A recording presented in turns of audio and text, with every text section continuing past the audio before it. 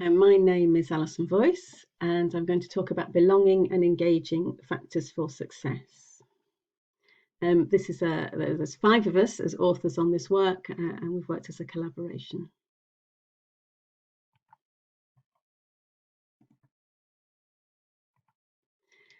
So the background to the project was really to look at how students transition into education and to perhaps why they don't engage well sometimes.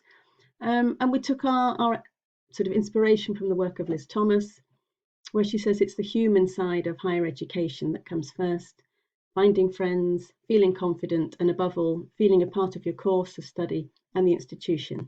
And that's the necessary starting point for academic success. So the methodology of our work was to run some questionnaires. We had 3 questionnaires. One was write an intro week at the start of their time at university, something mid-semester 1, and then in semester 2 after they had some exam results, and to let them reflect on the work so far. Participation was voluntary and completely anonymous. We used a unique code to longitudinally track students, but at no time did we know who they were. So there were 5 partner physics departments in this work, as you can see. Unfortunately, like many things, the effect of COVID hit us in that we couldn't run all surveys at all universities, or we couldn't digitize all the data yet. So this is the analysis so far. There's plenty more to come.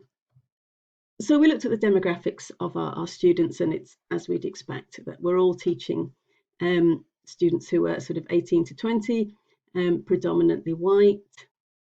The male-female split is, as we all know, and predominantly sort of UK home students. We looked at where students were in residence at university, and whilst they were in a mixture of sort of halls and flats, there were quite a few living with parents or carers. And students, 70% of them had got their first choice university, and the other 30% were a mixture of sort of insurance choice and clearing and those kind of things. So from all that, I suppose it made us aware of not only the normal kind of minorities, but that also students who've perhaps come through their second choice or through clearing, or students who are living at home with parents, are also groups to consider who might feel that they're perhaps on the fringe. We asked the students, have you ever felt disadvantaged by your background? That was an open text question. 16% of the students who answered it said yes, they had felt disadvantaged. These were the sorts of things they said. So sort of financially disadvantaged, and that they were aware other people had more money to spend. Some had got into university through a contextual offer, perhaps didn't feel as worthy. Further math was mentioned, and that perhaps they didn't feel as prepared, although it wasn't required. English not being first language and not having the confidence to speak up, being the first in the family to go to university. So those were the common factors, the sort of money, social class, or prior qualifications, or language. We looked into the further maths issue a bit more because a lot of people mentioned this to a question that said, to what extent has your background prepared you for university? These are statements where people freely volunteered things about further maths, either to say that they were glad they'd done it and it was helping them, or to perhaps wish they had done it. So we looked in detail a little bit more at that. So of the students who had done further maths, there was a statistically significant difference in their feeling about coping with the maths in semester 1. But by the time we get to asking them if they're enjoying the physics course, whether they did further maths makes no difference. And again, the data seems to suggest that this is only semester 1 kind of feeling, and after that, further maths makes no difference. We asked students how they felt they compared to their peers in a variety of things, really to give us a measure of their confidence, how well they feel they've adjusted to university. And if we look at some of that data, so if we ask them how well they felt they were prepared in physics, that ranges from students who say a lot more than their peers, or right through to students who say they are a lot less prepared than their peers in physics. And that was in survey 1 in intro week, and then we could compare with the data when we're over halfway through semester 1. And in physics, the distribution stays much the same. It narrows a little. They feel they're a bit more the same as their peers. And then we did the same for maths and lab.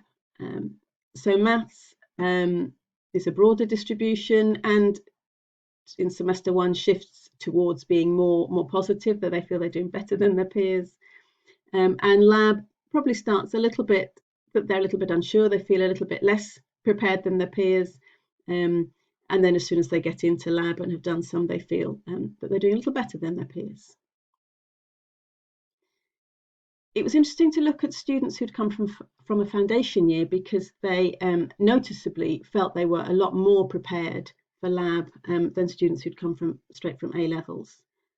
And I guess that's because they've had some experience of university laboratories already. And then measuring their success, we asked students to report their exam results and ask them questions about how they feel about them and their reflections on the course. So how do they feel about the physics? On the left, there are students who feel on top of the work and it's all going really well. Then there's students who are coping, but it is hectic. There's some who are a little bit behind but getting there, and then some others who perhaps don't feel that they're getting there. And we looked at what might influence these feelings, but there was no significant effect of which university they were at, or where they were living, or the number of times they went home in the semester, or whether they'd come in through their first choice or through clearing, or their ethnicity. Where we did see some effects, although this is not statistically significant, it is quite well linked. We asked students where they like to sit when they arrive in a lecture, whether that's with friends or alone or whatever. And students who say they like to sit alone and not really talk to others were feeling worse about the course. And then what was statistically significant is that students who said they didn't have any peers to discuss physics with felt worse about the physics course. And then we looked at the link between students who like to sit alone and whether they've got peers to discuss physics. And some of them have, but there is statistically significant effect that those who like to sit alone don't have peers to discuss physics with. And in fact, 19% of the students we surveyed said they preferred to sit alone and not talk to anyone in lectures. We also looked at reasons for missing class, which is sort of colds and flu and things, or perhaps students being too tired, or feeling unmotivated and depressed was another reason for missing class. But to end on a positive note, we asked students what had been better than they expected, and they named many things: the course, content, the grades they were getting, the lectures and the lecturers, the social life, and so on. They were enjoying many things. And we asked them what advice they'd give to new students. And it was very much about staying on top of the work, keeping a good routine and keeping up with the work all the time, but also being sociable, making time for yourself, going out and making friends. And really don't overthink or worry about things, because it will come good. So if I can conclude, there are many factors that affect how students perform and how they perceive they're performing. And probably it's the perceiving that's really important. And these can be their prior qualifications, their entry route, and all those kind of things. And we need to really give students confidence that they are worthy and that they will cope. We've given them a place. We want them on our course. But perhaps one of the things we can do to facilitate is to facilitate more peer interaction to discuss physics. And this can be in many ways: different collaborations, Q&A, support from older students, and obviously not all face-to-face, because we've all got significant numbers of students who find that uncomfortable. And then to finally conclude, I'm wondering if remote learning is going to provide us a good opportunity. Learning activities will be more flexible, students will have choice, so our challenge is to provide peer interaction in a variety of ways that supports all learners. So I'll end there, and just to acknowledge some of my Leeds colleagues in the project team. Okay, thank you.